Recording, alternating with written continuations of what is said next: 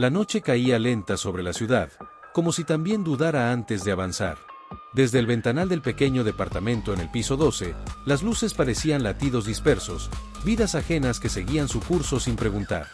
Dentro, el silencio era espeso, apenas roto por el zumbido constante del refrigerador y el tic-tac obstinado de un reloj viejo, heredado de un padre que siempre creyó en el trabajo duro y en no hacer demasiadas preguntas. Ahí estaba Daniel, de pie, con una taza de café frío entre las manos. No recordaba cuándo había dejado de beberlo caliente. Tenía el ceño fruncido, no por enojo, sino por una incomodidad difícil de nombrar. Una especie de picazón mental, una idea que no dolía pero tampoco dejaba en paz. En la mesa, su computadora abierta mostraba gráficos, números verdes y rojos, flechas que subían y bajaban como montañas rusas. Todo parecía moverse, menos él. Daniel había hecho todo bien. Eso le habían dicho. Estudió, consiguió un empleo estable, ahorró cuando pudo. Leyó libros sobre inversiones, escuchó podcasts, siguió a expertos que hablaban con seguridad absoluta. Compra aquí, vende allá, aprovecha la oportunidad. Y sin embargo, algo no cuadraba.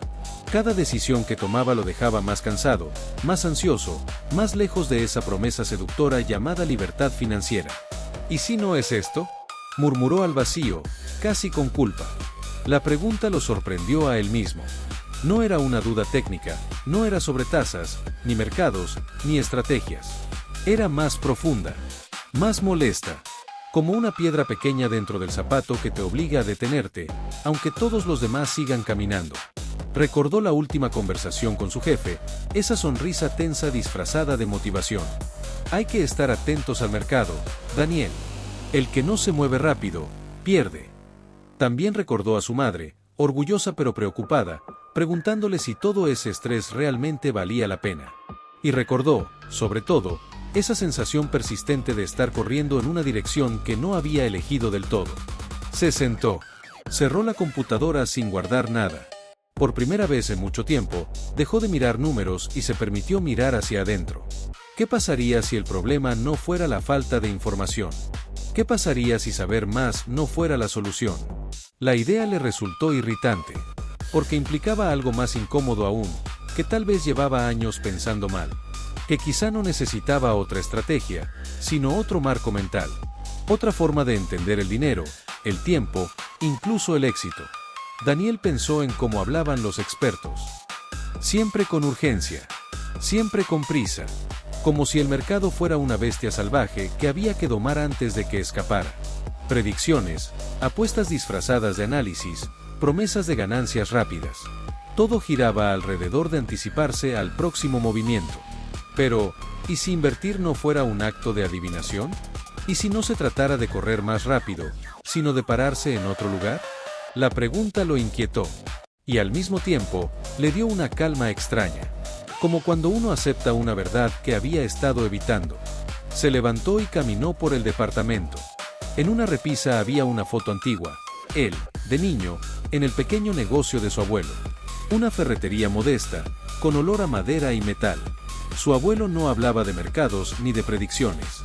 Hablaba de clientes, de tratar bien a la gente, de abrir todos los días incluso cuando no había ganas. El negocio se cuida como a una familia, decía. Daniel nunca había pensado en eso como una lección financiera. Hasta ahora.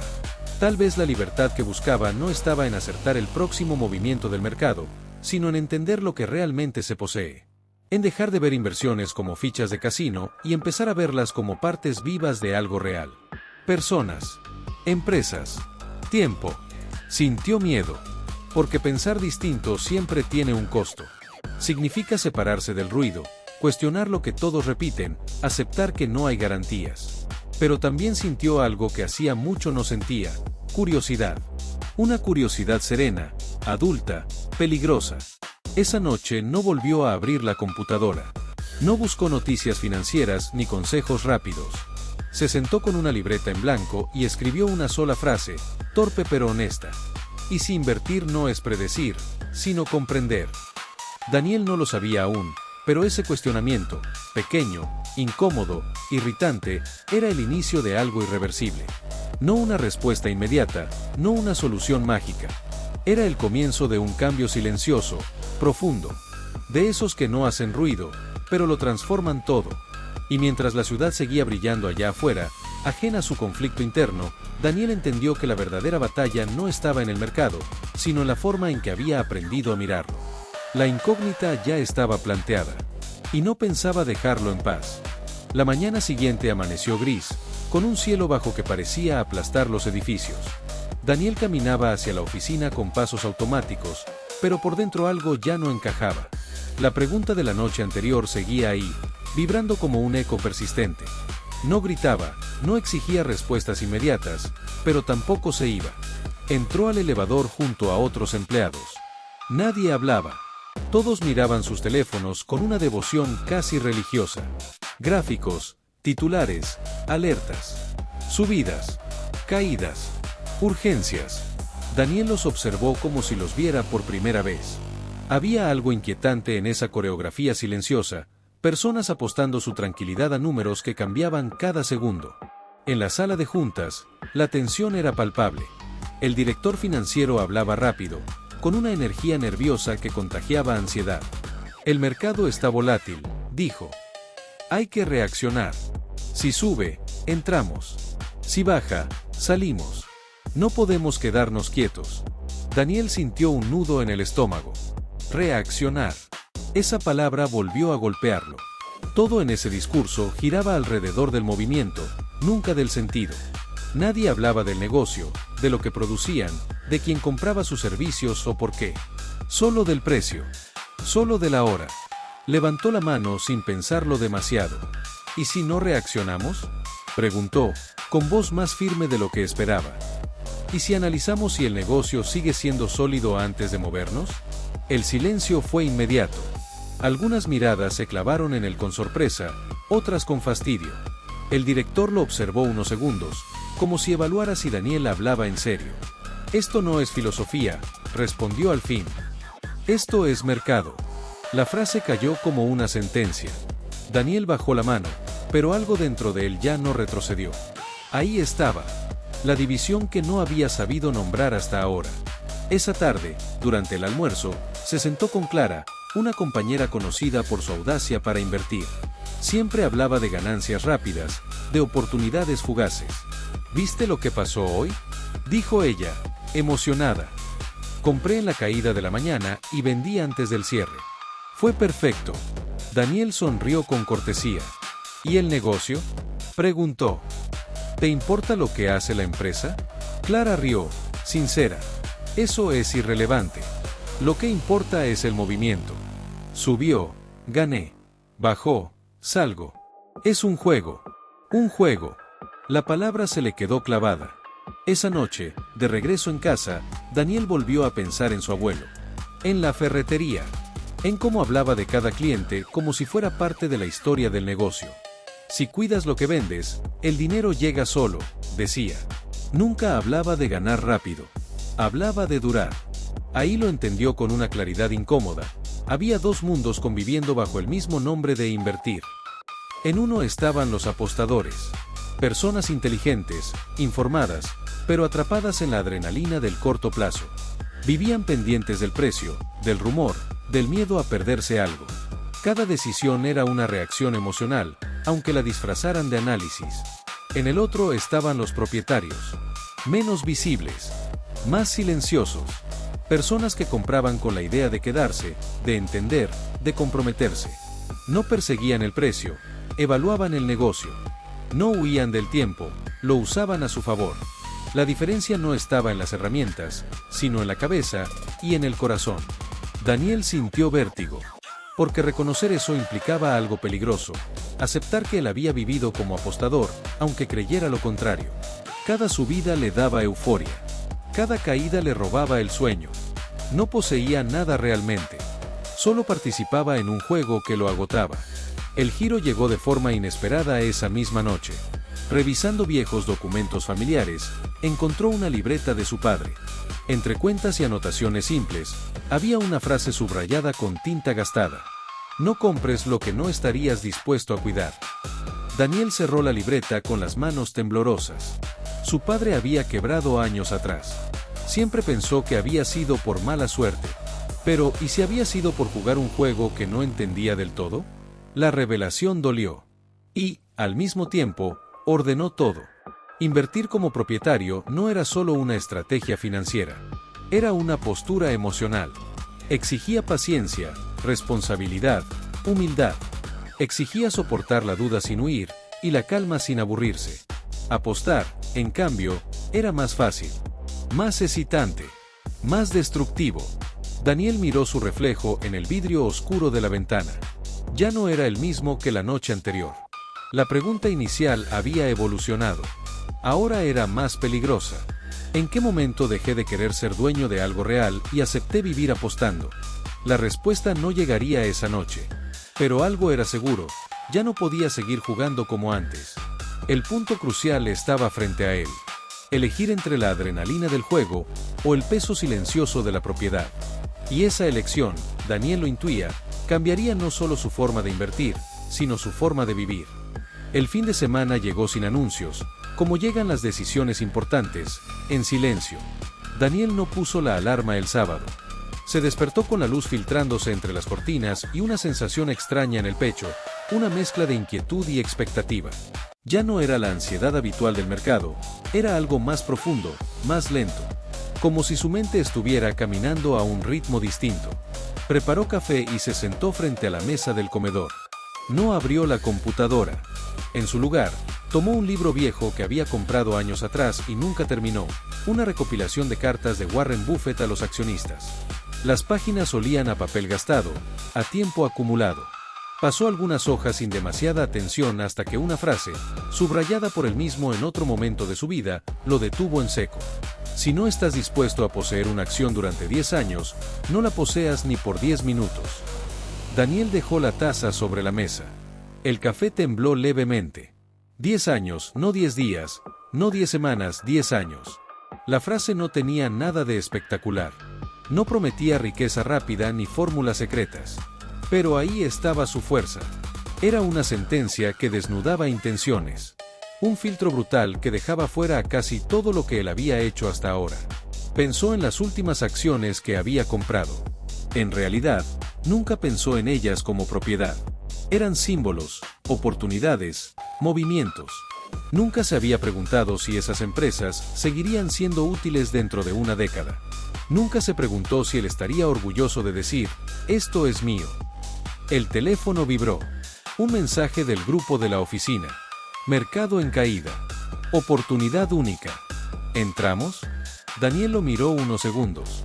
Antes, ese mensaje le habría acelerado el pulso. Ahora, algo distinto ocurrió. No sintió urgencia. Sintió distancia. Como si el ruido viniera de otra habitación. Se levantó y salió a caminar. La ciudad de sábado era otra ciudad. Más lenta. Más humana. Vio familias desayunando, niños jugando, comerciantes levantando cortinas metálicas. Negocios reales. Tiempo real. Pensó en cuántos de esos lugares seguirían ahí dentro de 10 años. Algunos sí, otros no, y esa diferencia no dependía de un gráfico. Ahí entendió algo incómodo. El tiempo no era solo una variable financiera. Era un juez. Uno que no se podía engañar. Invertir a largo plazo no era simplemente esperar. Era elegir bien y luego tener el carácter para sostener esa elección cuando todo invitaba a huir. Era aceptar que el verdadero crecimiento es lento, silencioso, casi aburrido. Y que justo por eso, la mayoría no lo soporta. El giro inesperado llegó esa tarde, cuando Daniel visitó a su madre. Revisando viejas cajas, encontraron documentos de su abuelo. Entre ellos, el acta de apertura de la ferretería, fechada 40 años atrás. Nunca pensó en vender, dijo su madre, con una sonrisa suave. Decía que el negocio no era para hacerse rico rápido, sino para durar. Daniel sintió un nudo en la garganta. Su abuelo había aplicado la regla del tiempo sin conocer a Buffett, sin hablar de acciones ni mercados. Había invertido su vida en algo que estaba dispuesto a cuidar durante décadas. Y ahí vino la revelación más dura. El largo plazo no es una estrategia para todos, es una prueba de carácter. Esa noche, de vuelta en su departamento, Daniel abrió su computadora por primera vez en 2 días. Pero no miró precios. Abrió una hoja en blanco y escribió nombres de empresas. No muchas. solo aquellas que entendía de verdad. Luego, al lado de cada una, escribió una sola pregunta. ¿Seguirá siendo valiosa dentro de 10 años? Algunas desaparecieron de inmediato. Otras resistieron. Pocas quedaron. El mercado podía caer el lunes. Podía subir. Podía hacer lo que quisiera. Por primera vez, Daniel entendía que no tenía que correr detrás de él. El tiempo, bien usado, estaba de su lado. Cerró la computadora con una calma nueva. No una calma ingenua, sino una que nace de aceptar la realidad sin maquillaje, que la paciencia no es pasividad, sino una forma superior de acción. La regla del tiempo no solo filtraba inversiones, filtraba personas, filtraba intenciones, filtraba miedos. Y Daniel, sin darse cuenta aún de todas las consecuencias, acababa de cruzar una línea invisible. Ya no buscaba ganar rápido, buscaba construir algo que mereciera existir dentro de 10 años. Ese pensamiento, tan simple y tan radical, lo preparaba para la siguiente verdad, una que no hablaría de precios, sino de valor. El recuerdo llegó sin aviso, como suelen llegar las verdades importantes. Daniel estaba caminando por una calle antigua del centro, cuando el aroma lo detuvo en seco. Chocolate caliente. Azúcar. Vainilla. Un olor tan simple y tan poderoso que lo sacó del presente y lo empujó a otro tiempo, a otra lógica. Se giró y vio la tienda, pequeña, luminosa, casi fuera de lugar entre locales modernos. No era C.S. Candies, pero podría haberlo sido. Personas entraban y salían con sonrisas tranquilas, no con prisa. Nadie miraba precios con ansiedad. Nadie comparaba. Compraban porque querían estar ahí. Daniel entró. Mientras esperaba su turno, pensó en la historia que había leído la noche anterior. C.S. Candies. Una empresa que, en los papeles, no parecía una ganga. Márgenes decentes, crecimiento moderado, nada espectacular. Muchos analistas de su época la habían descartado por cara. Demasiado tradicional. Demasiado simple. Y, sin embargo, Buffett la había visto con otros ojos. No vio solo números. Vio algo que no aparecía en los balances. Clientes que regresaban año tras año, una marca querida, empleados orgullosos de su trabajo y un flujo de caja tan constante como las estaciones. Daniel pagó y recibió una pequeña caja. Al salir, la abrió con curiosidad infantil. Probó un chocolate. No era el más barato. Tampoco el más sofisticado. Pero era honesto. Reconfortante. Familiar. Ahí entendió el primer golpe. El valor real no siempre grita, a veces susurra. Buffett había pagado lo que muchos consideraron demasiado por C.S. Pero una vez comprada, el negocio empezó a devolver dinero real, año tras año. No promesas. No proyecciones. Efectivo. Dinero que podía reinvertirse, distribuirse, usar para construir más. Daniel pensó en cuántas veces él había ignorado negocios así. Empresas aburridas. Predecibles. Sin titulares. Las había descartado por no ser emocionantes. Había preferido historias brillantes, empresas de moda, números inflados de expectativas. El giro inesperado llegó como una bofetada silenciosa. Esa misma tarde, recibió un correo. Una empresa en la que había invertido tiempo atrás, tecnológica, prometedora, celebrada, anunciaba problemas serios de liquidez. Los usuarios no regresaban. Los ingresos no se repetían. Todo había dependido de campañas agresivas y descuentos constantes. De pronto, los números espectaculares se deshicieron como azúcar en agua. Daniel sintió un frío en el estómago. No era sorpresa. Era reconocimiento. Había comprado una historia, no un negocio.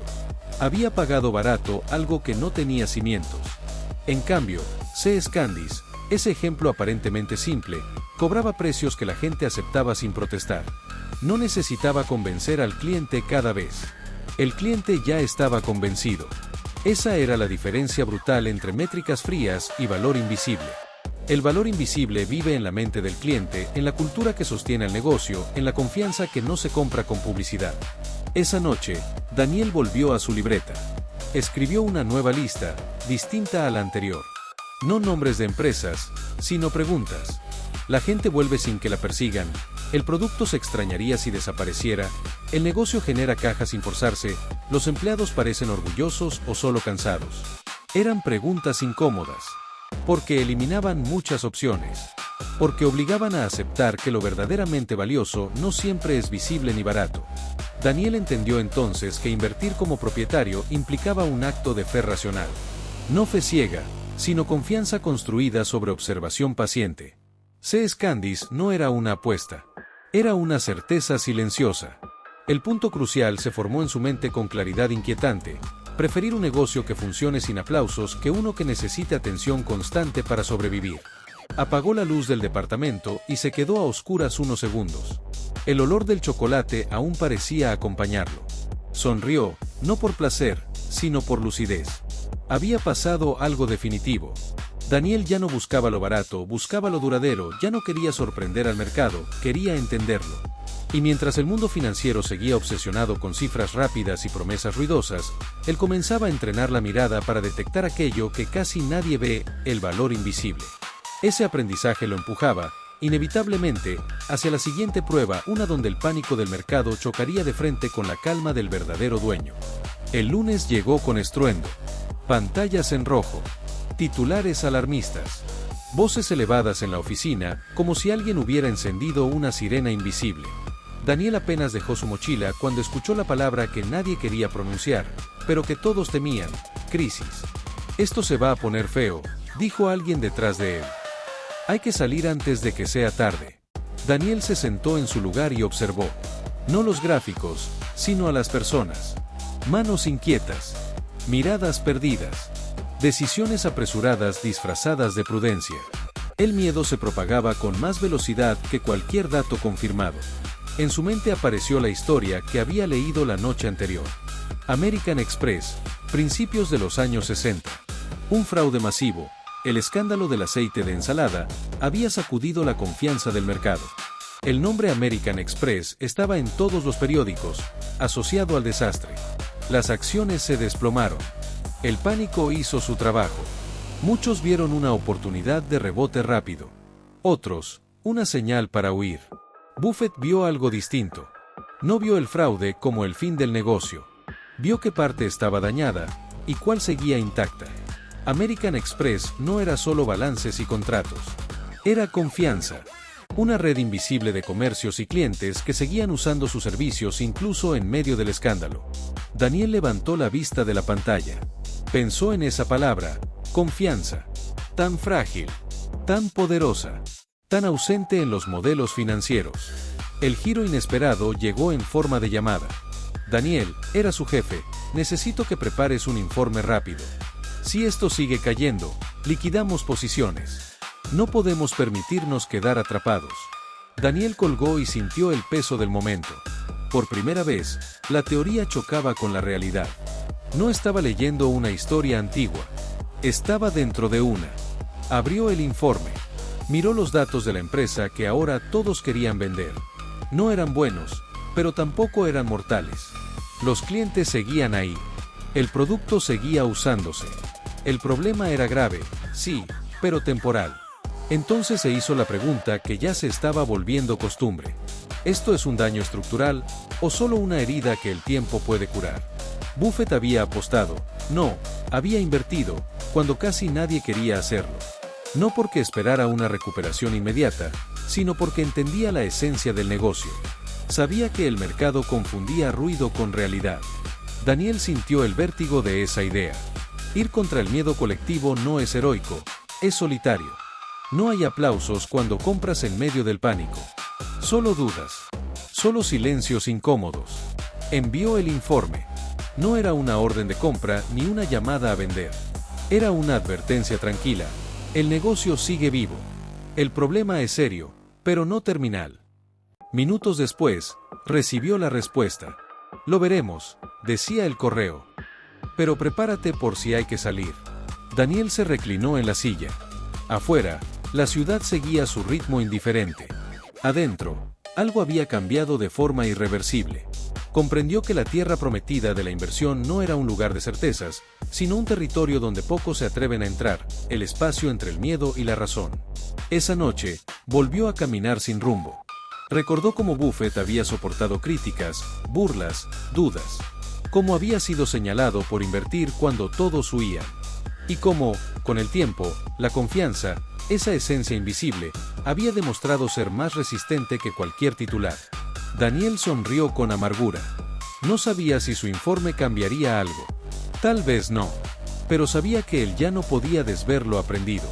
El dueño no niega la crisis, la observa, la mide y decide con la cabeza fría cuando el mundo decide con el estómago. Al llegar a casa, escribió una última frase en su libreta. El mercado castiga hoy lo que puede premiar mañana. No era optimismo ingenuo. Era perspectiva. El punto crucial estaba claro. Invertir como propietario no significa evitar las tormentas, sino saber distinguir cuáles hunden el barco y cuáles solo lo sacuden. Daniel apagó la luz. El miedo seguía ahí, flotando en el aire. Pero ya no mandaba. Y en ese silencio tenso, comprendió que había cruzado otra frontera, la que separa al que huye del que permanece, al que reacciona, del que entiende. La siguiente lección no vendría del mercado, vendría de una mente aún más afilada y de una palabra que cambiaría para siempre su forma de elegir: foso. La crisis no había terminado, pero el ruido empezaba a volverse repetitivo. Las mismas frases, los mismos miedos, los mismos análisis urgentes. Daniel ya no reaccionaba como antes. Algo en su forma de mirar se había desplazado unos grados, lo suficiente para que nada encajara igual. Esa noche, buscando ordenar ideas, volvió a los libros.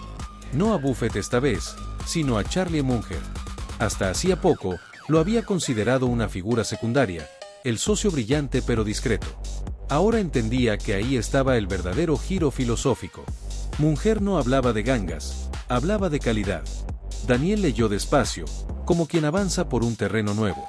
Munger había empujado a Buffett a abandonar la caza obsesiva de empresas baratas en los números, esos tesoros contables que parecían oportunidades, para enfocarse en algo más difícil de encontrar, negocios extraordinarios que pudieran sostenerse solos durante décadas. No baratos, no perfectos, sino resistentes. El concepto apareció con una claridad incómoda: el foso económico. Una barrera invisible que protege a una empresa de la competencia. Marcas que viven en la mente del consumidor. Redes que se fortalecen cuanto más gente las usa. Costos de cambio tan altos que el cliente prefiere quedarse. Economías de escala que aplastan a quien intenta competir. Daniel cerró el libro y apoyó la cabeza en el respaldo de la silla. Eso era lo que había estado faltando en todas sus decisiones pasadas. Había mirado números aislados, no sistemas completos. Árboles, nunca el bosque. El giro inesperado llegó al día siguiente, en una reunión improvisada. Estamos evaluando una empresa nueva, dijo el director. Es barata. Muy barata. Los números dicen que es una oportunidad. Daniel pidió la palabra. Ya no lo hacía con timidez. ¿Por qué es barata?, preguntó. ¿Qué la protege de la competencia? Las miradas se cruzaron. Nadie respondió de inmediato. Tiene buen flujo este año, dijo alguien. Y cotiza a múltiplos bajos. Daniel respiró hondo. Eso no es un foso, respondió. Eso es una foto. No una película. El silencio fue más largo esta vez. Incómodo. Daniel sintió el peso de lo que estaba haciendo. Cuestionar la lógica dominante siempre tiene un costo. Pero también sintió algo nuevo: coherencia. Estaba alineando pensamiento y acción. Esa tarde, mientras caminaba de regreso a casa, comprendió la verdadera revolución de Munger. No era un cambio de estrategia, sino de criterio. Dejar de preguntar ¿está barato?, y empezar a preguntar ¿puede sobrevivir? Un negocio con foso no necesita correr, no necesita gritar, no necesita reinventarse cada año para justificar su existencia. Simplemente, funciona.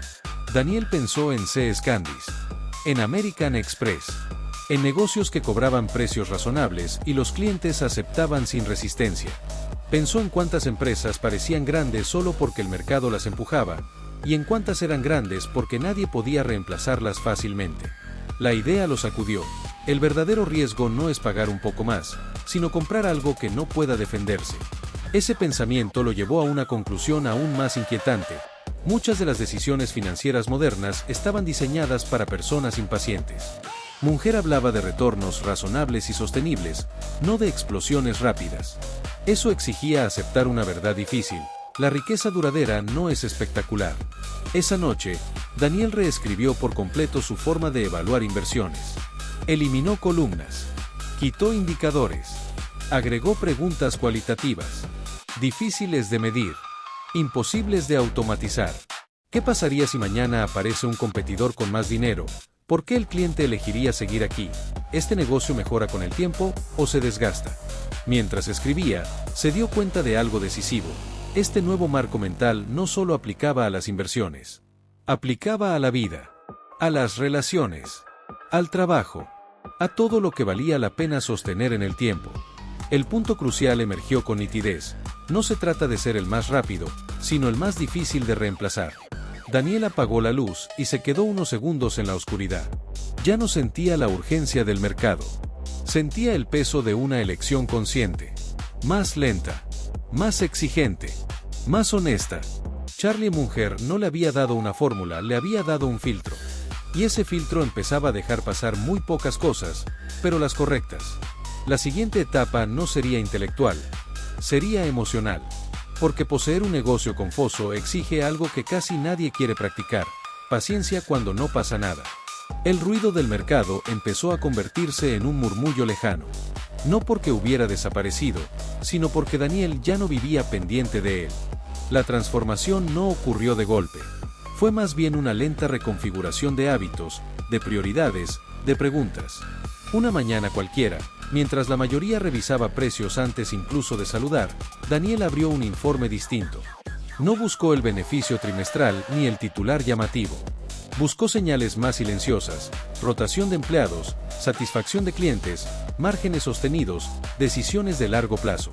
Detalles que no generan emoción inmediata, pero que sostienen negocios durante décadas.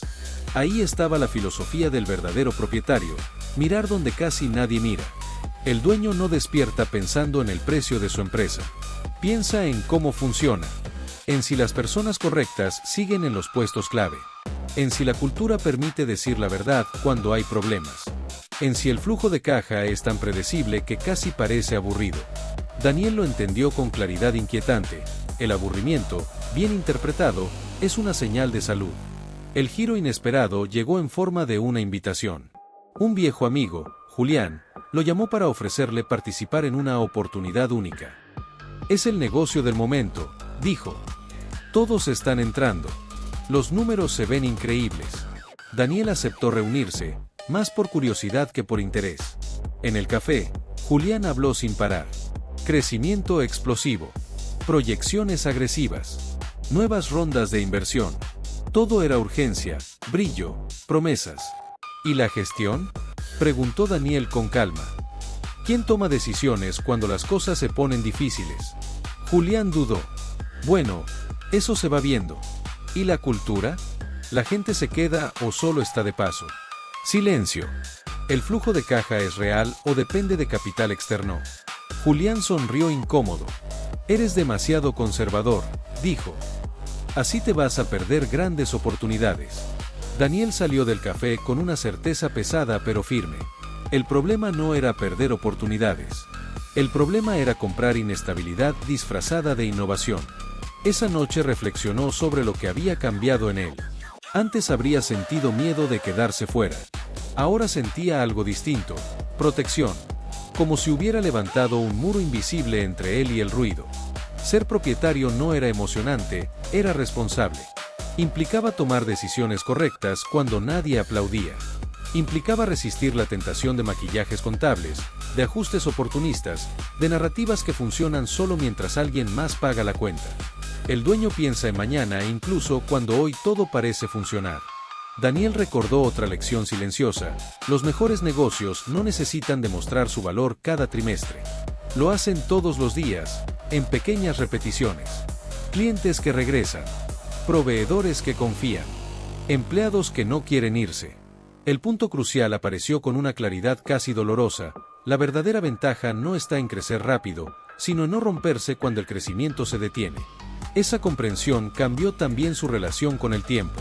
Ya no esperaba resultados inmediatos para validar decisiones. Medía el éxito en continuidad, no en explosión. En coherencia, no en titulares.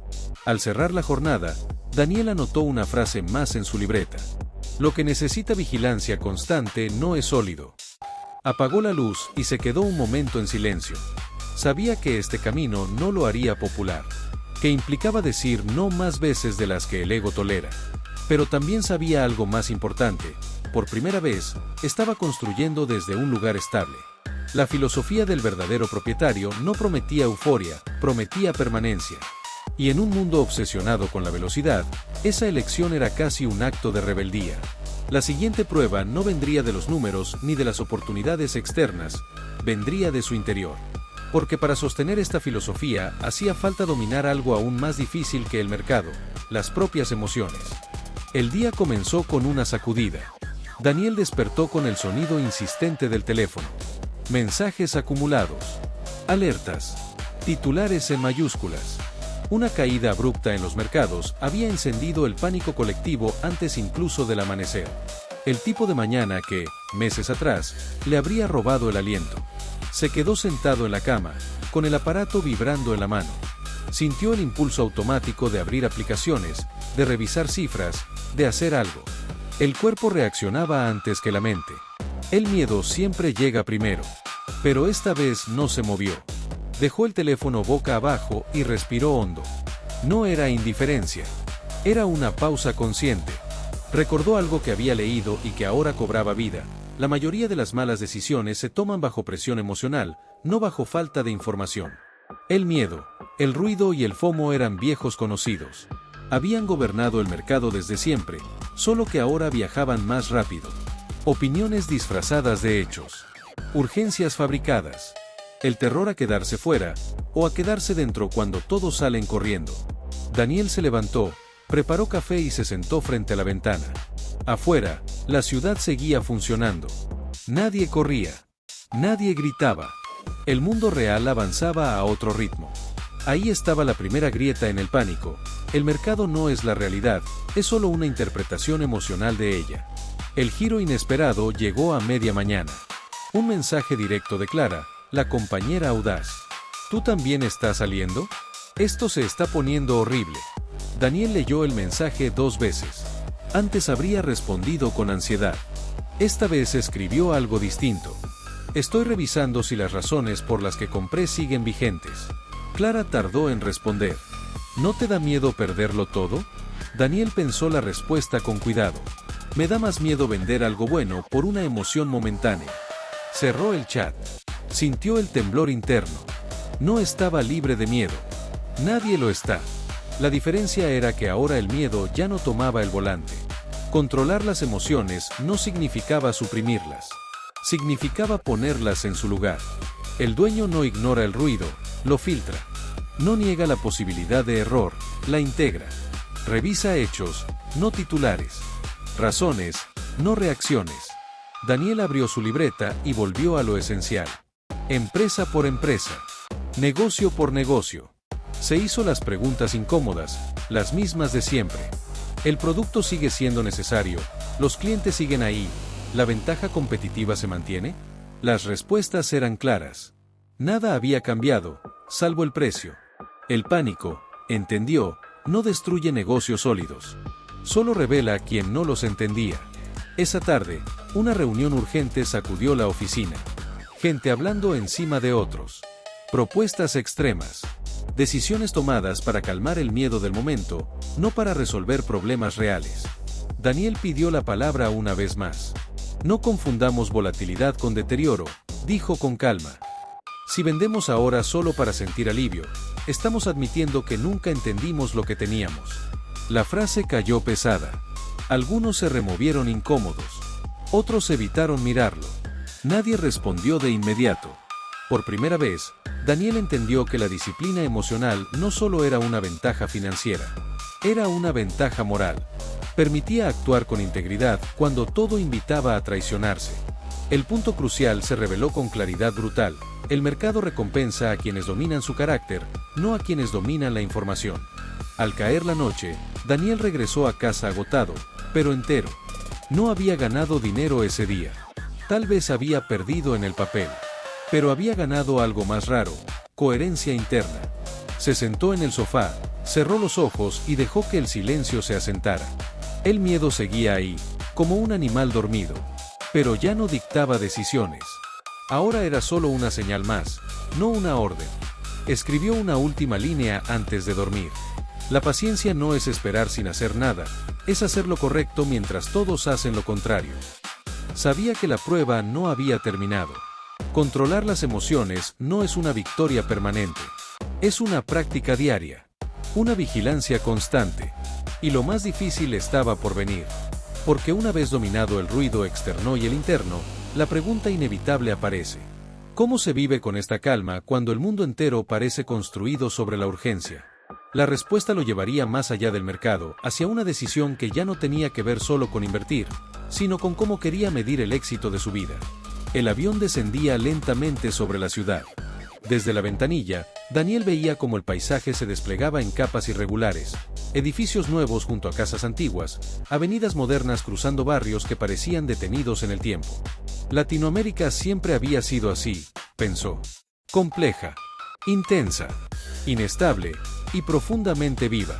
Había vuelto a México por unos días. No por vacaciones, sino para visitar a viejos contactos y revisar oportunidades locales. Años atrás, habría considerado este entorno demasiado caótico para invertir con seriedad. Inflación persistente, monedas frágiles, cambios regulatorios impredecibles, riesgo político constante. Ahora, lo veía distinto. En un café del centro histórico, Daniel escuchaba a Roberto, un empresario de tercera generación. Su familia llevaba décadas en el mismo negocio. Habían sobrevivido devaluaciones, crisis bancarias, cambios de gobierno, pandemias. Aquí no invertimos esperando estabilidad, dijo Roberto con una sonrisa cansada. Invertimos esperando resistencia. Esa frase se le quedó grabada. Latinoamérica no premiaba la ingenuidad, premiaba la adaptación. Y, curiosamente, eso hacía que la mentalidad de propietario fuera aún más necesaria. El especulador no sobrevivía mucho tiempo en un entorno donde el ruido macro era constante. El dueño, en cambio, aprendía a convivir con él. Daniel caminó por mercados locales, habló con comerciantes, visitó empresas familiares.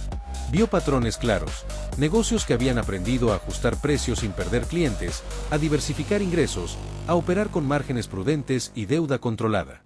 Empresas que no brillaban en titulares, pero que seguían ahí año tras año. El giro inesperado llegó en una reunión formal con ejecutivos de una empresa grande, aparentemente sólida. Presentaciones impecables. Cifras optimistas.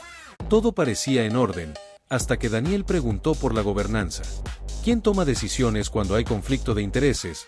¿Qué tan independiente es el consejo? ¿Cómo se protege al accionista minoritario? Las respuestas fueron vagas. Evasivas. Ahí lo entendió.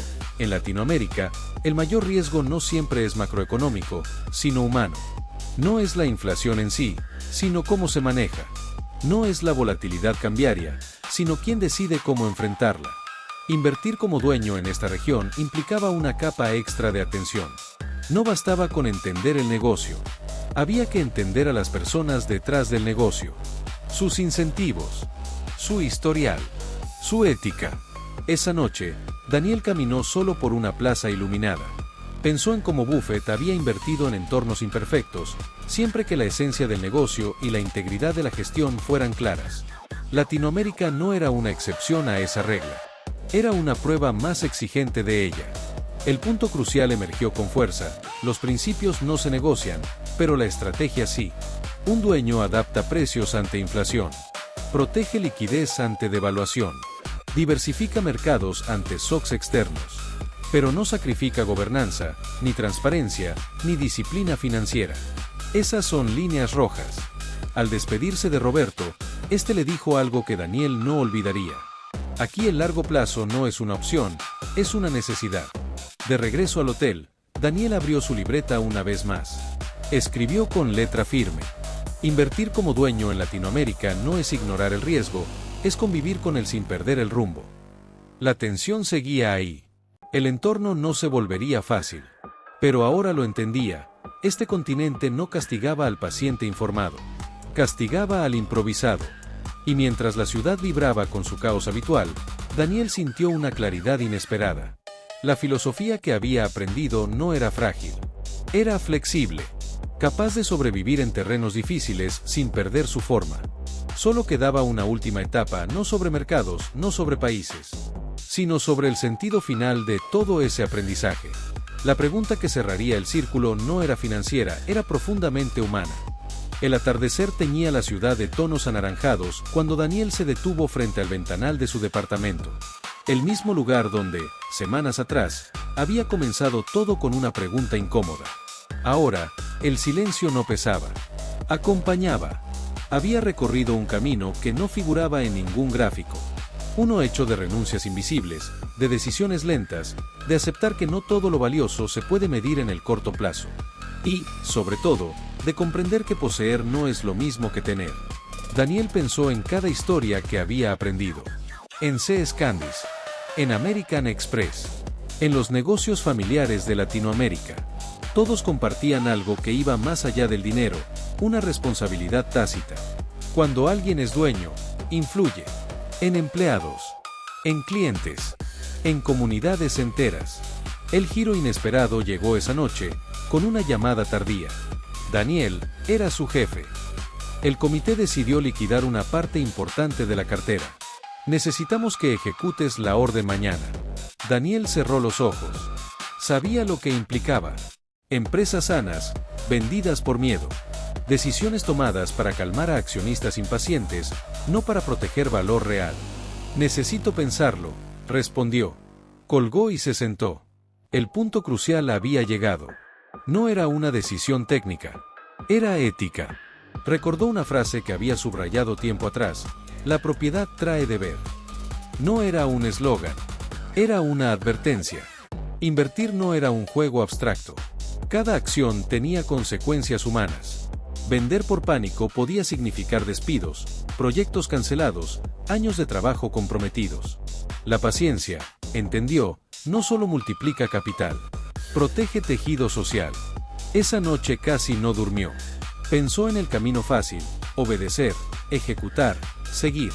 Pensó también en el costo de decir no. Pero algo era irrefutable, ya no podía actuar contra sus propios principios.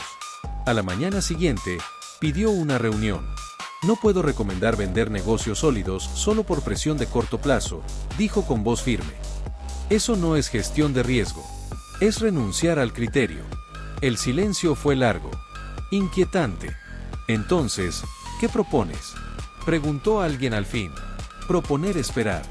Revisar fundamentos. Asumir volatilidad sin sacrificar integridad. No todos estuvieron de acuerdo. Hubo miradas duras. Comentarios velados. Pero también hubo algo inesperado, cabezas que asintieron. Personas que, en el fondo, también estaban cansadas de correr sin rumbo. La decisión no fue perfecta. Nunca lo es. Pero fue coherente. Esa noche, Daniel volvió a casa con una sensación extraña, no de victoria, sino de alineación. Comprendió que el largo plazo no es una promesa de ganancias, sino una forma de vida. Elegir hoy lo que no avergüence mañana. Construir algo que pueda sostenerse sin gritar. El crecimiento compuesto, finalmente, no era solo financiero. Era humano. Se construía con confianza acumulada, con decisiones éticas repetidas, con paciencia aplicada una y otra vez. Daniel escribió la última frase en su libreta. El tiempo recompensa a quien cuida, no a quien explota. Apagó la luz y miró por última vez las luces de la ciudad. Ya no veía un tablero de apuestas. Veía historias, personas, negocios vivos. Había entendido algo esencial: invertir como propietario es un acto moral antes que financiero. Y en un mundo obsesionado con la velocidad, elegir el largo plazo era el gesto más radical de todos. El ciclo se cerraba no con una respuesta definitiva, sino con una forma distinta de caminar hacia el futuro. Y esa, Daniel lo sabía ahora, era la verdadera libertad.